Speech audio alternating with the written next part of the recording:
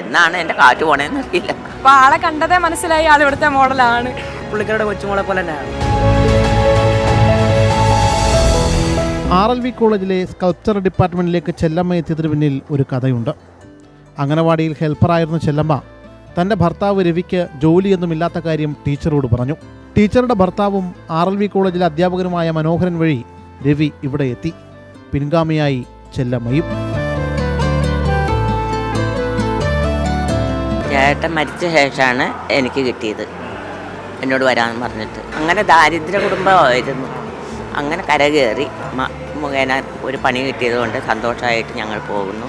അന്നത്തിന് വേണ്ടിയല്ലേ നമ്മൾ നടക്കണം. അപ്പോൾ ഇങ്ങനെ ഒരു പേരും കൂടി വന്നപ്പോഴേക്കും സന്തോഷമായി. അങ്ങേയറ്റം എല്ലാവരും അറിയപ്പെടുന്ന ഒരു കുട്ടിയായി. ആള് ഭയങ്കര കമ്പനിയാണ്, ആള് ഭയങ്കര വൈബാണ്.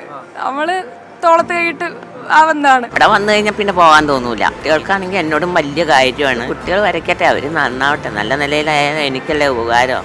എന്തെങ്കിലും എവിടെയെങ്കിലും വെച്ച് കാണുമ്പോൾ അയ്യോ ഈ അമ്മൂമ്മയുടെ പടമാണ് ഞങ്ങൾ വരച്ചതെന്ന് അറിയുമല്ലോ. ചില ടൈം ടയേർഡാണെങ്കിലും നമ്മ ഒന്ന് വിളിച്ച് സംസാരിക്കണേണ്. അല്ല അമ്മ ഒന്ന് നേരെ നിൽക്കാന്ന് പറഞ്ഞാൽ അപ്പം തന്നെ ആള് നമ്മ പറയണ പൊസിഷനിൽ കറക്റ്റായിട്ട് നിന്ന് വരും. എന്നാണ് എൻ്റെ കാറ്റ് പോണേന്ന് അറിയില്ല. എനിക്ക് ജീവനുള്ളിടത്തോളം ഞാനിവിടെ വരും.